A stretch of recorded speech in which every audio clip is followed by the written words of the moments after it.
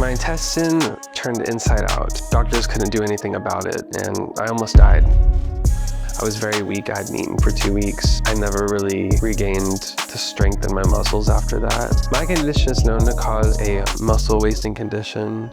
Over time, you'll lose the ability to walk, talk, swallow, and then eventually breathe. I went to get tested, and today I am sharing the results from that test with my best friend, Sami. I'm scared of how she'll react. It could get emotional. So what did you find out in the appointment?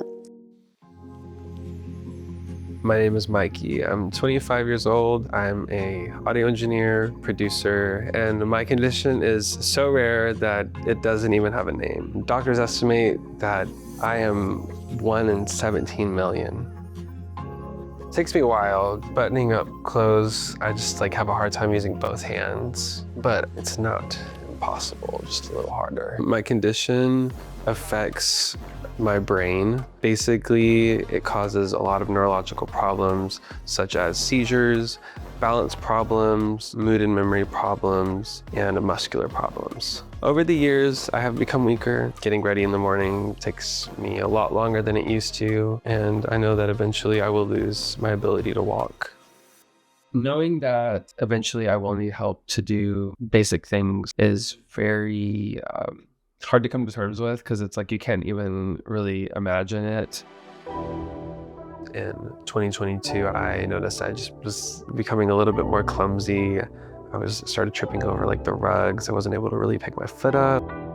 After about a year, my muscles just got weaker, became harder to walk. I started using a cane. I ended up going to a bunch of different specialists, lots of different types of doctors I've never even heard of before. I didn't even know those kinds of doctors existed. I finally ended up at a geneticist's office, and they found out I have a genetic mutation. Only about 400 people in the world are known to have mutations in this gene, so not much is really known about it. Red. This is a physical therapy exercise. This works out your brain and your body coordination, memory, muscles. Winter of 2022, wasn't feeling well. I just had a lot of upper abdominal pain. It kind of just felt like somebody was twisting something inside. I ended up going to the hospital, and they went in and did a CAT scan. The doctor comes running in and says, "I've never seen this in an adult. You have something called an intussusception. Your intestines fold inside of itself, kind of like a sock." It was in a very dangerous spot. I was there for about 2 weeks. I wasn't able to eat or drink anything. They did all types of tests. Overall, I was just really scared because I wasn't sure what was happening, and to be quite honest, neither did the doctors or the hospital. What we know now is that it could be linked to my neuromuscular problems. After the hospital, I was very weak. I hadn't eaten for 2 weeks. That's kind of where the turning point was. I never really regained the strength in my muscles after that. It's definitely hard to stay positive. It's always a challenge, but I think remaining grateful for what you can still do and what you still have helps a lot. Seeing how my condition has progressed over time, of course, it's sad and I worry a lot, but I definitely think I've still come a long way. If you would have asked me 4 years ago before all this started if I could go through something like this, I would have said no. I realize I'm a lot stronger than I think. Hey. Hi, babe. How are you? My best friend Sami's coming over, and we're gonna talk about my appointment yesterday. My neurologist that I normally work with started to suspect something was going on with my muscles. I'm heading to the ALS clinic for my EMG and to meet with the ALS specialist. I haven't really slept a lot in the last week and a half, to be honest. I've been really anxious regarding this appointment.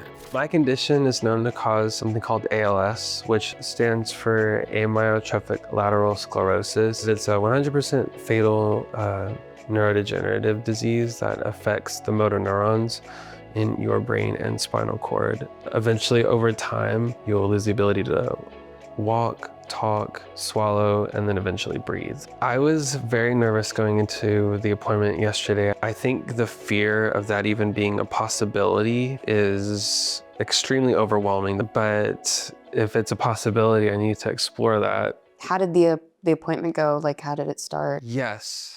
So I've been anxious to tell you about it. So I had something called the EMG and a nerve conduction study. So basically it just checks like how well your nerves are working. They have this like needle that is hooked up to this wire and they send electrical impulses into it. They stick it in your muscles, see how well your muscles and nerves are communicating with each other. It was really painful. I did not have a great time, but I got through it. So what did you find out in the appointment? I'm very nervous to tell Sami my results. I know that she'll understand and she will help me get through this, but I am nervous telling her. I'm scared of how she'll react. My results showed that I do have some motor neuron problems in my spinal muscles. So it's not great news. You know, of course they were thinking it's more ALS type, but you know, I still have hope that maybe it could be something else that's maybe not as severe or serious, you know, but I think just the fact that it's a possibility is freaky. Yeah. It's really scary. At least you have a piece of the puzzle Yes, it is a huge piece of the puzzle. to start knowing how to properly navigate everything rather than just living in this limbo state or just kind of thinking it's this or thinking it's that. Trying to find the silver lining, you know, in the situation. I know that it's hard being a young person navigating a chronic illness, but you're doing a great job. You are doing a great job. Love you so much.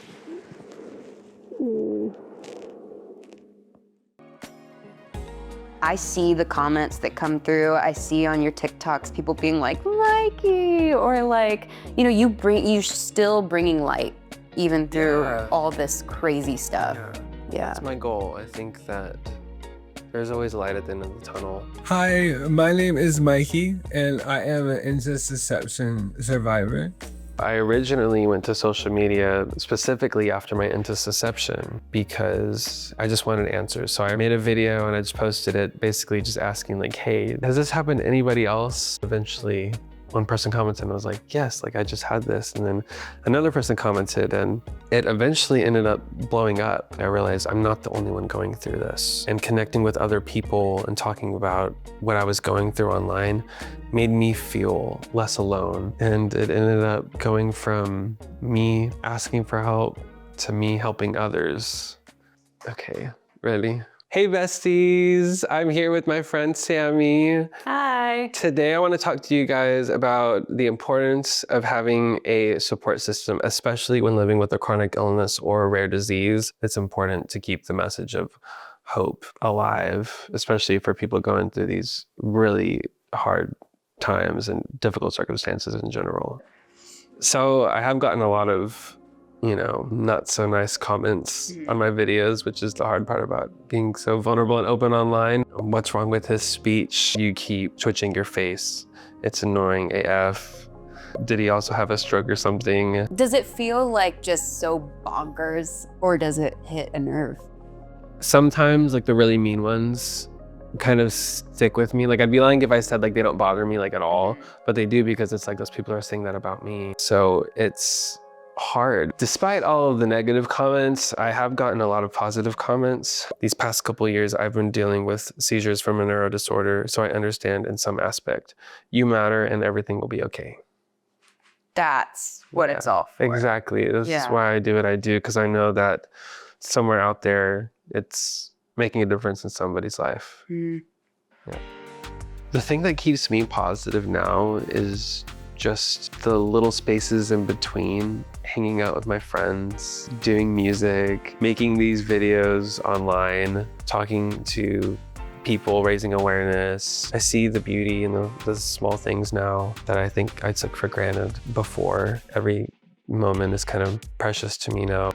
It's been a huge challenge, but it's also taught me a lot about myself, how strong I am and how much a person can endure and still keep going.